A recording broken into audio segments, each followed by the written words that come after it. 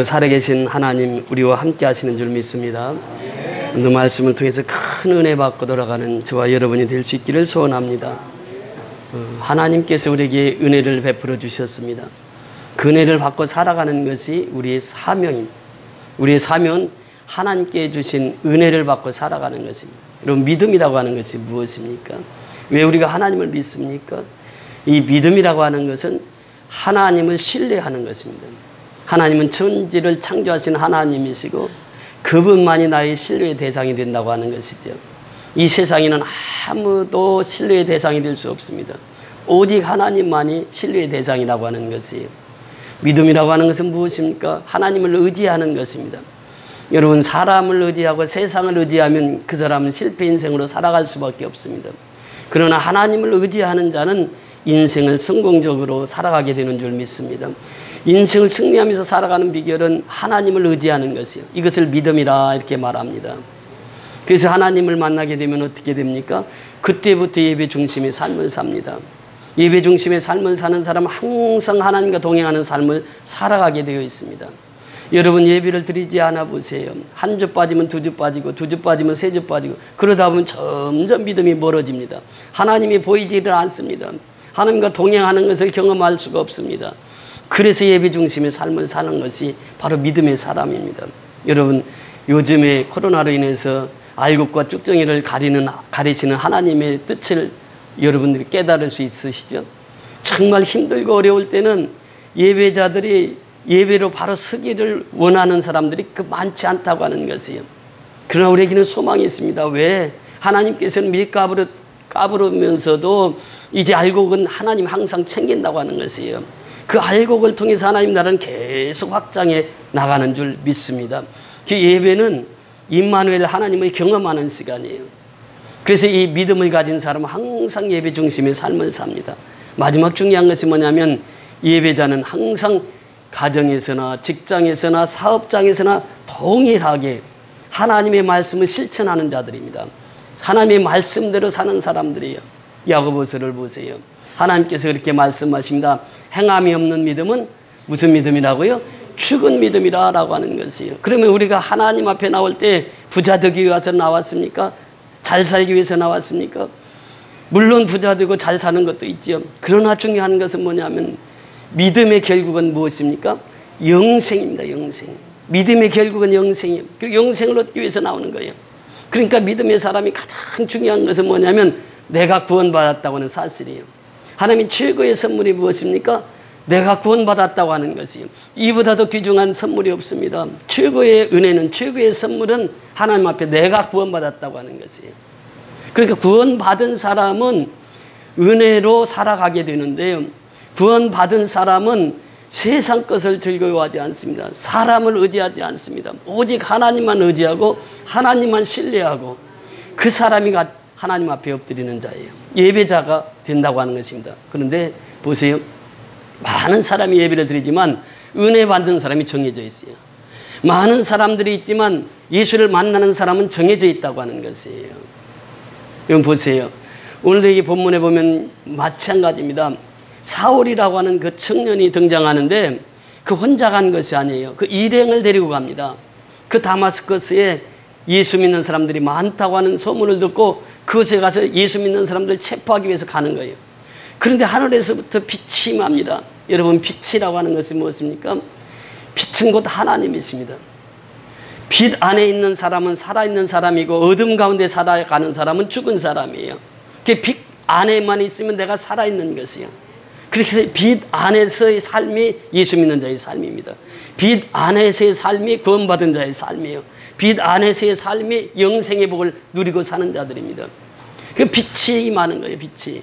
그러니까 그 빛이 임했는데 사울 일행이 다 같이 쓰러졌습니다. 그런데 소리가 들렸는데 그 사울만이 거기서 예수님을 만나게 돼요. 여러 사람이 있었습니다. 그런데 사울 한 사람이 예수를 만나요. 사울아, 사울아, 왜 내가 나를 핍박하느냐 그래요. 내가 언제 예수님 핍박했는데요. 그러니까 예수 믿는 사람을 핍박하는 것이 곧 나를 핍박하는 것이라 그래요. 고린도전서에 보면은 예수님은 우리의 머리시고 교회는 몸이라 이렇게 말합니다. 여러분, 교회라고 하는 것이 무엇입니까? 교회라고 하는 것이 얼마나 중요한 것인지 몰라요. 하나님의 나라거든요, 교회가. 어느 동부가 밭을 갈다가 쟁기에 무엇인가 부딪혀 생그랑하고 부딪히는 거예요. 그 고기를 파보니까 거기에 금은 보석이 가득 담겨 있어요. 그 농부는 그 금은 보화를 보았어요. 보았기 때문에 그것을 땅을 다 덮고 그 주인하고 가서 협상을 합니다. 내가 넌 그 밭값 2배를 줄 테니까 그 밭 나한테 팔라고. 왜 2배를 주겠어요? 아니 2배 아니라 3배, 4배, 5배도 줄 수 있어요. 왜 그렇게 비싸게 사겠어요, 그 밭을? 이 사람은 알아요. 그 밭에 보화가 숨겨져 있다는 걸 알아요. 밭을 보고 사는 게 아닙니다. 무엇을 보고 삽니까? 보화를 보고 사는 거예요. 그 보화가 누구냐? 그분이 예수예요, 예수. 그 예수를 만나면 모든 보화를 얻는 것이에요. 가장 귀중한 선물이 바로 예수를 만나는 것이고 예수를 얻는 것이에요. 이 교회는 뭐냐? 그 보화의 가치가 있는 곳이 교회라는 것이에요. 그 교회에서 예배드린다라고 하는 것은 보화에 있는 예수님을 만나는 것이요. 그 예수님과 동행하는 삶이에요. 이것이 보화를 발견한 자의 삶입니다. 그래서 우리가 예배 시간에도 예배를 똑같이 드리고 있는데 그 예배 중에 내가 하나님을 만나는 사람이 있는가 하면 그렇지 못한 사람도 있다라고 하는 것이에요. 그래서 우리가 이 시간 사울처럼 예수님을 만나는 저와 여러분이 다 될 수 있기를 주의 이름으로 축원을 드립니다. 사실 예수 만나면 모든 인생이 끝이에요. 모든 것은 다 예수입니다.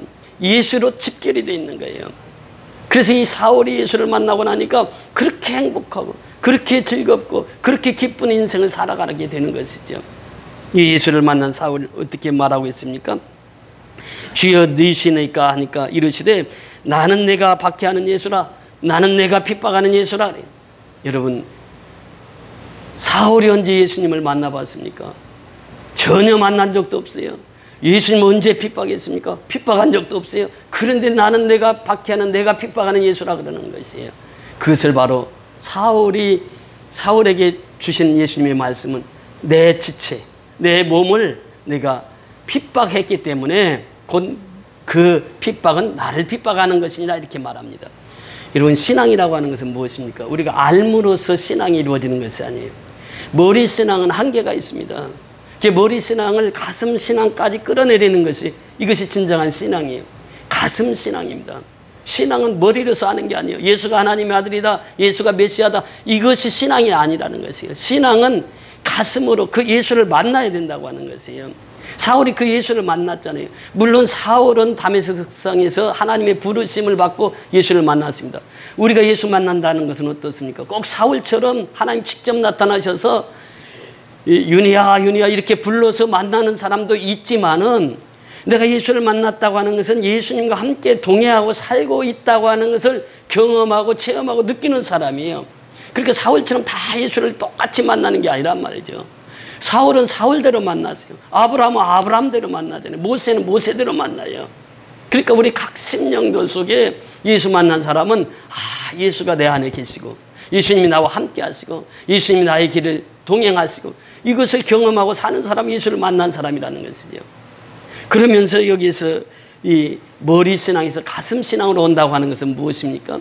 우리는 머리로서는 다 예수가 누군지 알아요. 하나님이 누구인지 알아요. 그런데 머리 신앙 가지고는 안 된단 말이죠. 가슴 신앙으로 와야 된다고 하는 것입니다. 가슴 신앙으로 오기까지 어떤 사람은 10년이 걸리고 어떤 사람은 20년이 걸리고 어떤 사람은 30년이 걸려요. 가슴 신앙은 무엇입니까? 내 가슴에서부터 복음이 오니까 예레미야처럼 바울처럼 내 동족을 구원함에 있어서는 하나님의 생명책에서 그 이름이 지워진다 할지라도 나는 동족을 구원하겠습니다. 이런 뜨거운 열정을 가지고 뜨거운 열심을 가지고 살아갑니다. 이 가슴 신앙이에요. 머리 신앙에서 이런 게 나오지 않아요. 그런데 가슴 신앙에서 또 이제 손과 발에 이 신앙까지 가려고 하면 또 시간이 걸려요. 뜨거운 가슴으로 신앙생활을 하는데 이 손과 발로 간다고 하는 것은 무엇입니까? 지체는요, 이 손과 발이 다 다 지체가 연결이 되어 있거든요. 그러니까 이 가슴 신앙에서 손과 발로 가는데 또 시간이 걸려요. 손과 발로 간다고 하는 것은 무엇입니까? 내 발로 가서 봉사하고 내 발로 가서 헌신하고 충성하고 이 손발이 움직여야 되는 거예요. 움직이지 않고는 우리가 하나님의 몸을 세울 수가 없는 거예요. 손발이 움직이기까지 이 시간들이 걸려요. 그런데 어떤 사람은 사울처럼 딱 예수 만나고 그때부터 손발이 움직이고 가슴 신앙으로 와서 그렇게 뜨겁게 복음을 증거하는 사람들이 있습니다. 그 사람마다 또 달라요, 그것이. 여기서 보면은 사울이 예수를 만나고 나서 제일 먼저 무슨 말씀을 하십니까? 너는 일어나 시내로 들어가라 그래요. 일어나라, 시내로 들어가라는 거예요. 하나님이 명하십니다. 명하시면 어떻게 해요? 그대로 순종을 합니다.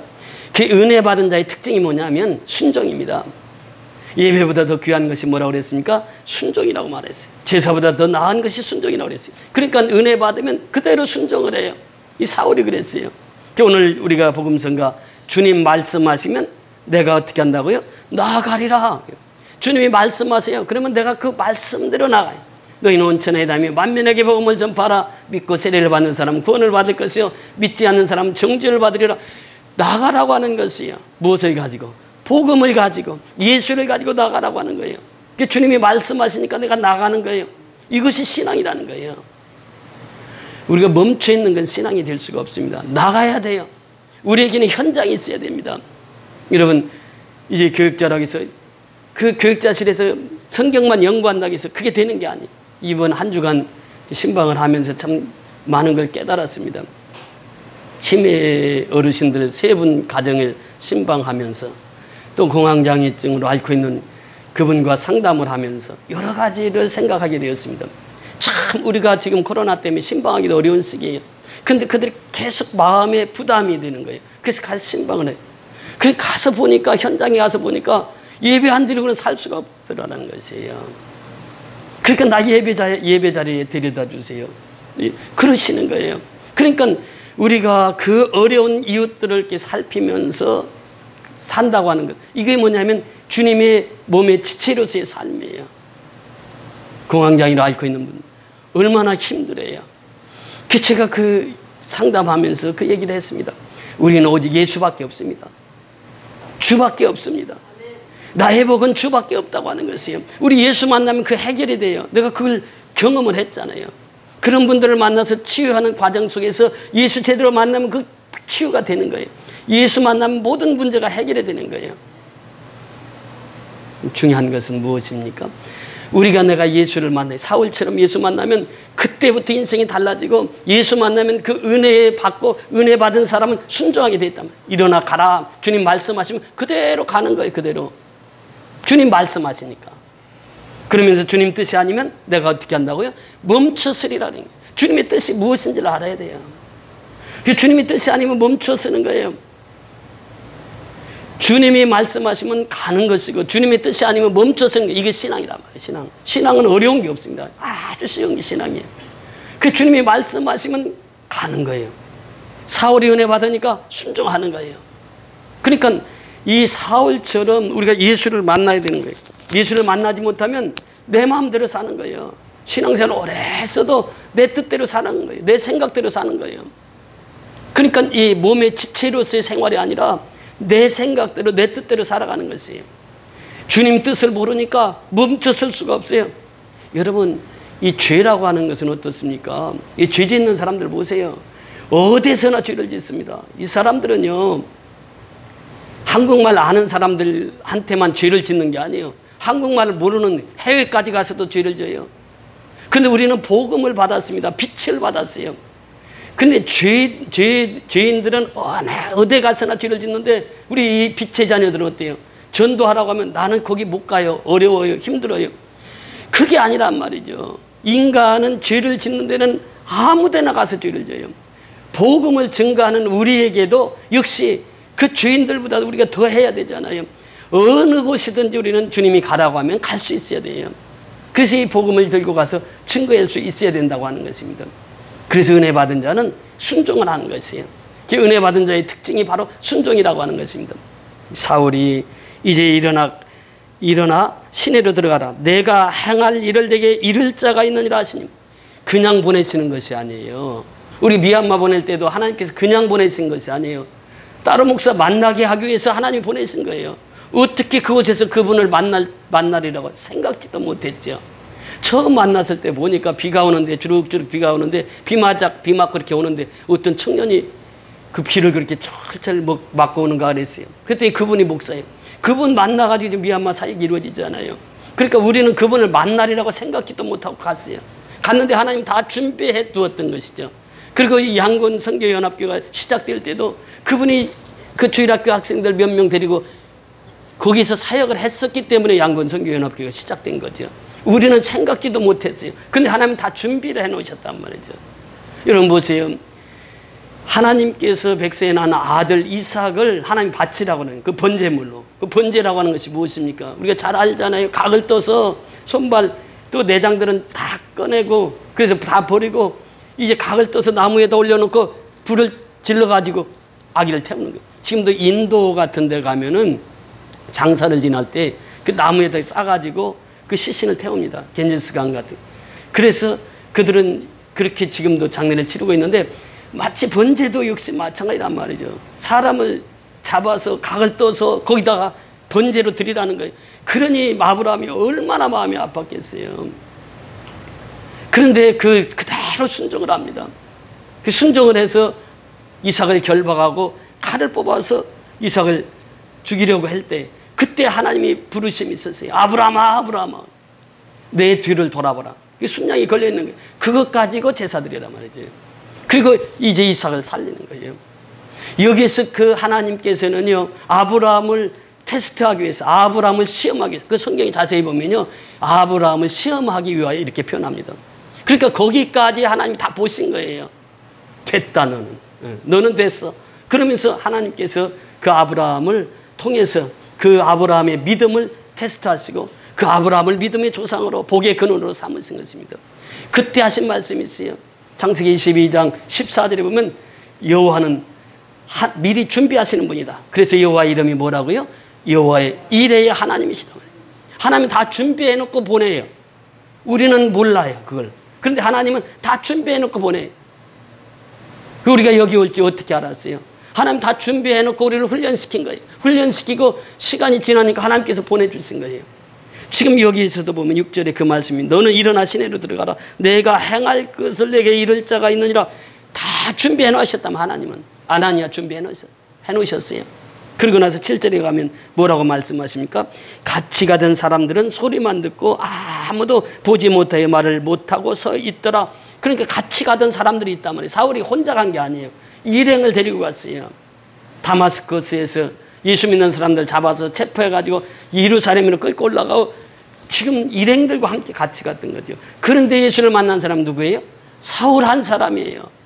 그러니까 우리가 예배자로서 예배를 드릴 때에 하나님을 만나는 자가 되어야 된다는 것이에요. 예수를 만나는 자가 되어야 된다는 거예요. 내가 예수를 만나야 돼요. 내가. 이것이 바로 사울을 통해서 우리에게 교훈해 주시는 바예요. 내가 예수를 만나면 그 속에서 은혜를 받고 살아가는 것이에요. 그러면서 8절에 뭐라고 말씀하십니까? 사울이 땅에서 일어나 눈을 떴으나 아무것도 보지 못하고 사람의 손에 끌려 다메섹으로 들어가서 사흘 동안 보지 못하고 먹지도 마시지도 아니하니라 그래요. 그 사흘이라고 하는 기간이요. 먹지도 마시지도 못했어요. 눈이 보이지 않아요. 그러니까 지금까지 사울은 그렇게 생각했어요. 내가 가마리의 문화 출생인데 지금으로 말하면 서울대 출신인데 내가 철학을 했어도 얼마나 철학을 깊이 했는데 철학자예요.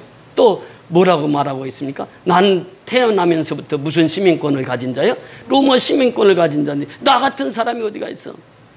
그랬는데 그 사울을 거꾸로 뜨리고 그 사울이 사흘 동안 눈이 보이지 않아요. 식음을 전폐합니다. 여러분 이 지체 중에서 가장 중요한 것이 어디인지 아십니까? 눈이에요.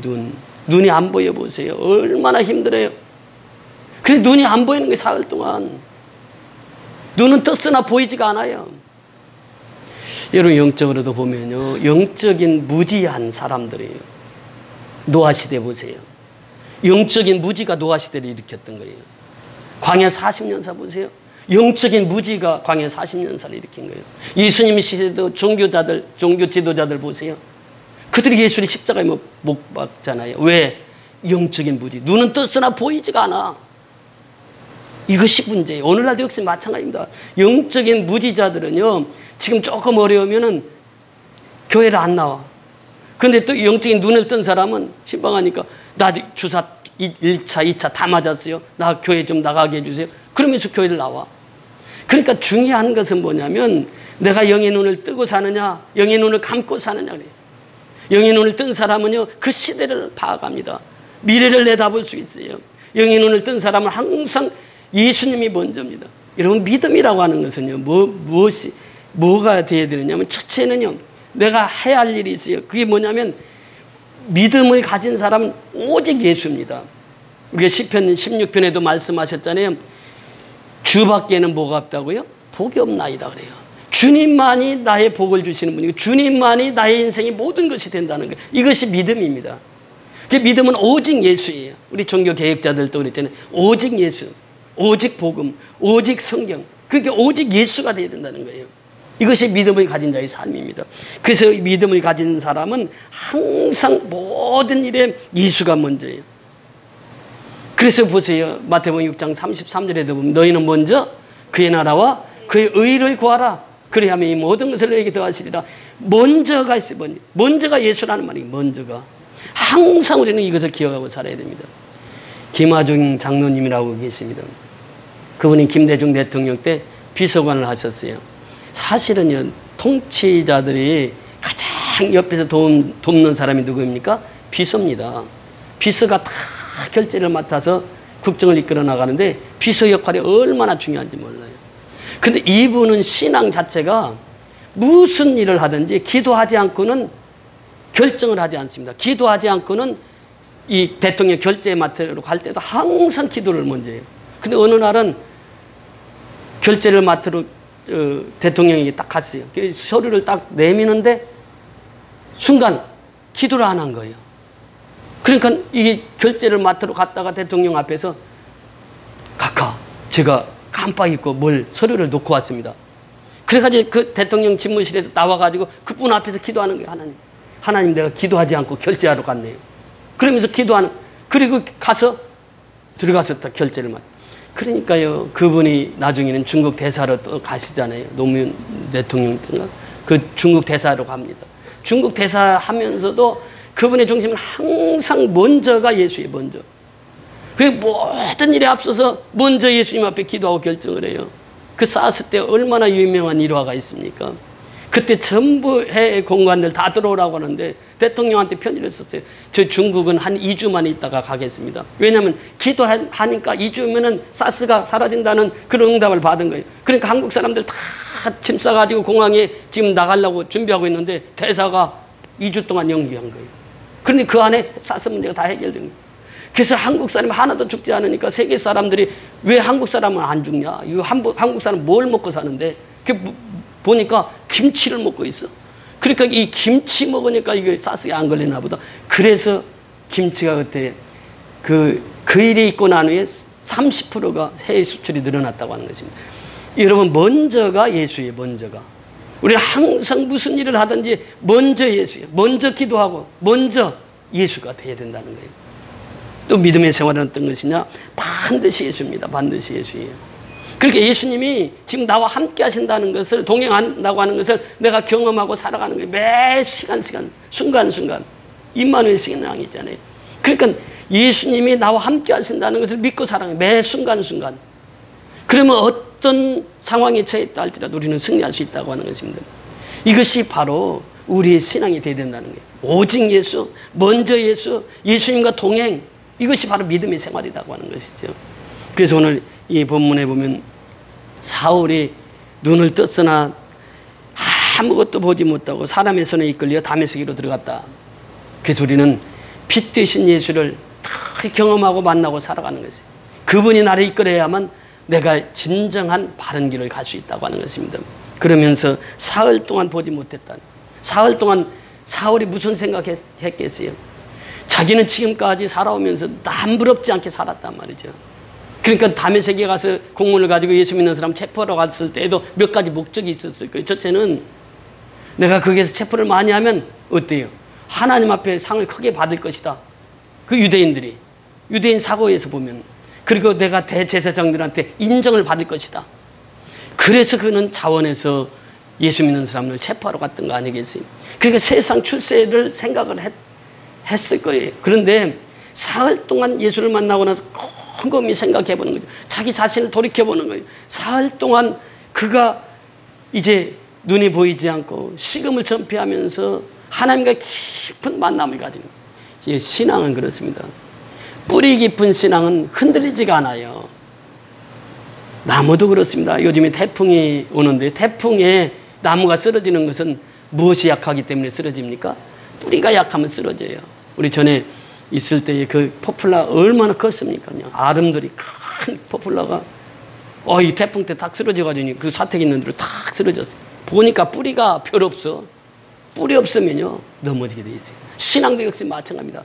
뿌리 있는 신앙은요 환난이 오고 핍박이 오면 더 하나님 앞에 더 나와요. 그러면서 하나님 앞에 더 신실한 믿음으로 나아갑니다. 그러니까 이 뿌리를 세운 거예요. 지금 사흘 동안 하나님께서 사울에게 깊은 신앙의 뿌리를 내리는 거죠. 여러분 보세요. 아브라함이 이삭을 바칠 때도 사흘 길을 가잖아요. 사흘 길 가서 모리아산 도착하잖아요. 그리고 예수님이 십자가에 죽으셨다가 며칠 만에 일어나세요? 사흘 만에 일어나세요. 예수님에게 제자들이 표적을 보여달라고 하니까 무슨 표적밖에 없다고 그래요? 요나의 표적밖에 없다고 그래요. 요나가 말을 안 들으니까 하나님께서 큰 물고기를 예비해 두었다가 어떻게 해요? 풍랑이 일게 해가지고 요나를 확 삼키게 해요. 요나가 물고기 뱃속에서 며칠 동안 있었어요. 사흘 동안 있었단 말이에요. 그것이 예수님이 십자가에서 사흘 동안 계시다가 다시 부활하신 것처럼 그것을 예표로 보여준 거죠. 그 사흘이라고 하는 것은 의미가 있습니다. 그 사흘 동안 그랬단 말이죠. 그리고 나서 사울이 이때 이제 하나님께서 준비된 영혼이 있었어요. 그 영혼에게 하나님 인도하십니다. 18절 밑에 내려가서 보십니다. 17절, 18절. 우리 17절, 18절 같이 합독하십니다. 아나니아가 떠나 그 집에 들어가서 그에게 안수하여 이르되 형제 사울아 주 곧 내가 오는 길에서 나타나셨던 예수께서 나를 보내어 너로 다시 보게 하시고 성령으로 충만하게 하신다 하니 즉시 사울의 눈에서 비늘 같은 것이 벗겨져 다시 보게 된지라 일어나 세례를 받고 두 가지 사건이 나옵니다. 누구를 예비해 두었다고요? 아나니아를 예비해 두었어요. 아나니아가요 예루살렘에서 행한 사울의 사건을 다 알고 있습니다. 아나니아뿐만 아니라 모든 사람이 알고 있었어요. 사울 쟤 저거 거짓일 거야. 예루살렘에서 어떻게 핍박했는데 예수 믿는 사람들을 잡아다 오게 가두고 스테반 죽인 자 아니야. 쟤가 예수 믿는다고? 믿지를 않아요. 믿지를 않아요. 아나니아도 역시 마찬가지였죠. 금방 어떻게 사람이 변화해요. 그러니까 아나니아도 믿지를 못하고 있을 때 성령께서 지시를 하는 게 아나니아에게. 그러니까 아나니아가 그렇게 고백하대요. 아나니아가 떠나 그 집에 들어가서 그에게 안수하여 이르되 형제 사울아. 그래. 형제 사울아. 그래. 벌써 사울을 인정하는 거잖아요. 형제로. 형제 사울아 주 곧 내가 오는 길에서 나타나셨던 예수께서 나를 보내. 누가 보냈다고? 예수께서 보냈다는 거예요.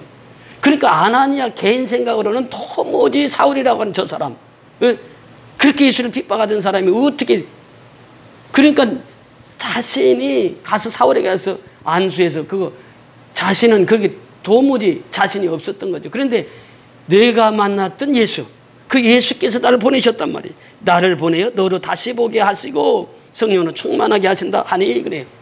그러니까 예수님께서 아나니아를 예비해 뒀던 거죠. 그 예수님께서 아나니아에게 가서 또 안수해서 사울 그 청년 눈 좀 띄어. 그래서 이 아나니아 가서 성령이 충만해서 그 눈을 안수하니까 눈이 뜨게 되는 거죠. 18절 다시 한번 보세요. 시작. 즉시 사울의 눈에서 비늘 같은 것이 벗겨져 다시 보게 된지라 일어나 세례를 받고 두 가지 사건이 나타납니다. 첫째 뭐가 나타나요? 사울의 눈에서 뭐가 같이? 비늘 같은 것이 벗겨져. 비늘이 아닙니다. 비늘 같은 것이에요. 우리는 비늘이 벗겨졌다 그러는데 비늘 같은 것이 벗겨졌어요. 눈이 벗겨졌다면 영안이 열렸다고 하는 것입니다. 얼마나 중요한지 몰라요. 우리가 영안이 열려서 살아가는 것이 얼마나 중요한지 몰라요. 영안이 어두우면은 하나님을 볼 수가 없고 하나님을 경험할 수가 없고 체험할 수도 없어요. 영안이 열려야 된다는 거예요. 영안이. 이것이 지금 사울에게 첫 번째 주어진 영안이 열리는 거예요. 하나님을 보게 되는 거예요. 그러면서 두 번째 무엇을 받았다고요? 세례를 받았단 말이에요. 세례라고 하는 것이 무엇입니까? 내가 죽고 예수로 다시 사는 게 세례예요. 내가 그리스도와 함께 십자가에 못 박히는 것이 세례예요.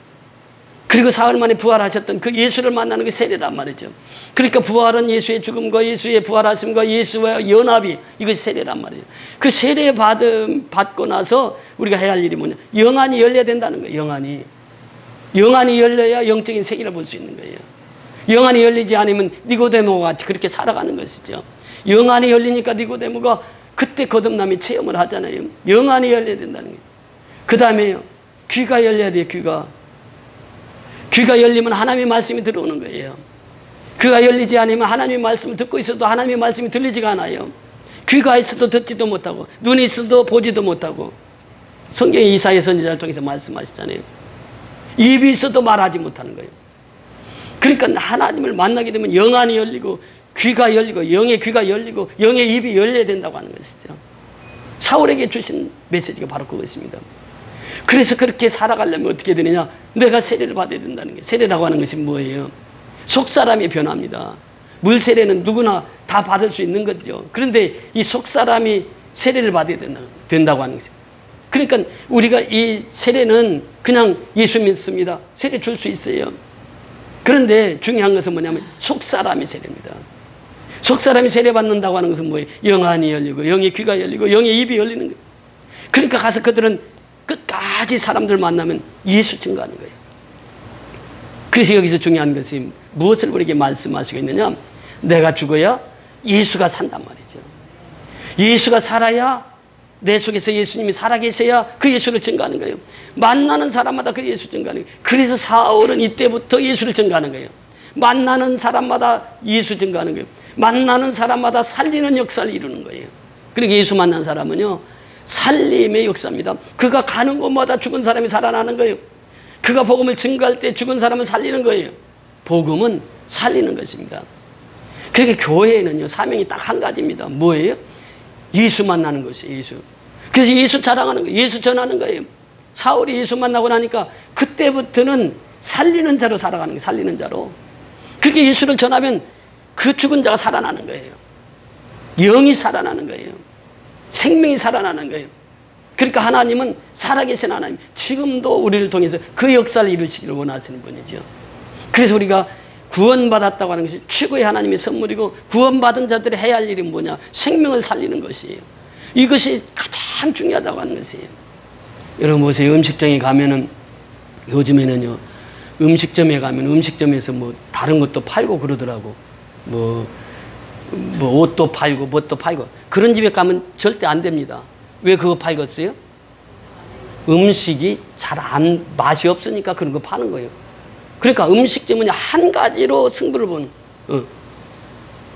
그러니까 설렁탕 하면 설렁탕 한 가지. 그 집에 가면 진짜 맛있어요. 그거예요. 한 가지로 승부를 보는 거예요. 교회 역시 마찬가지예요. 교회도요, 예수 한 분이면 만족하거든요. 예수가 없다 보면 자꾸 다른 것들이 들어와. 예수 한 분만으로 만족하는 거예요. 우리 선교연합교회 보세요. 우리가 예수 한 분만으로 만족하니까 미얀마 선교를 하나님께 시키는 거 아니겠어요? 우리가 어떻게 그 선교를 감당할 수 있습니까? 예? 하나님이 그 예수만 부르짖고 예수님께 우리가 집중했을 때 하나님께서는 예수의 복음을 미얀마까지 전파하게 하실 수 있었다라고 하는 것입니다. 그래서 우리가 예배 시간에는요, 말씀을 먹는 시간입니다. 그 말씀을 잘 먹는 사람이 건강한 거예요. 우리가 이제 고양이 밥을 주러 갑니다. 고양이 밥을 주러 가면 고양이가 새끼를 낳으면 보통 5, 6마리 낳더라고요. 그런데 살아나는 고양이는 한 마리밖에 없어요. 거의 다 죽어요. 크다가. 근데 살아나는 고양이를 보면은 밥 주러 가면요, 그 조그마한 게 제일 먼저 나와갖고 밥 달라고 막 소리를 해요. 밥 달라고. 나 배고프다고. 그러면 그놈은 주면은요, 순식간에 다 먹어버려. 그러니까 다른 새끼들은 천천히 와서 밥을 먹고 찌끄리기 먹고 살아. 그러니까 얘들은 비실비실하다 죽어버려요. 사는 고양이를 보니까 제일 먼저 나와갖고 밥 달라고 막 그래. 그러니까 주면은 그냥 그걸 잘 먹어. 밥 잘 먹으면 사는 거예요. 신앙도 역시 마찬가지입니다. 우리가 하나님의 말씀이 선포되어 있는데 그 말씀을 내가 받아 먹고 그 말씀에 내가 흡족해서 돌아가면요, 그 영혼은 사는 것이에요. 근데 말씀을 먹지 않으면 살 수가 없다는 거예요, 이게. 그래서 사울이요, 예수 만나자마자 그렇게 말씀을 달게 잘 먹는 거예요. 그래서 그 말씀을 먹고 은혜 받아서 그대로 순종하는 거예요. 그래서 사울이 하는 것은 평생 동안 자기 만난 예수를 증거하면서 그냥 1차, 2차, 3차까지 로마 선교여행까지 가서 복음을 전하는 거예요. 죽기까지, 죽는 그 순간까지 복음을 전하는 거예요. 우리의 사명이 무엇입니까? 이 바울을 보면서 무엇을 깨닫습니까? 영의 양식을 내가 잘 먹어야 돼. 그 잘 먹은 사람은 증거하게 되어 있습니다. 전도하게 되어 있어요. 선교하게 되어 있습니다. 이것이 바로 하나님의 뜻을 이루는 것이죠. 하나님 기뻐하시는 것이 무엇이겠어요? 예수 증거하는 거예요. 그러니까 오직 예수, 먼저 예수, 예수와 동행, 이것이 바로 믿음이라니까요. 우리 선교연합계 모든 성도들은 이 믿음으로 오직 예수의 치고 또 먼저 예수, 예수님과 동행하는 삶으로 승리하는 저와 여러분이 다 될 수 있기를 주의 이름으로 축원을 드립니다. 할렐루야. 고맙고 감사하신 아버지, 은혜를 진심으로 감사를 드립니다. 사울의 일행이 쓰러졌지만 그 사울 한 사람이 예수를 만나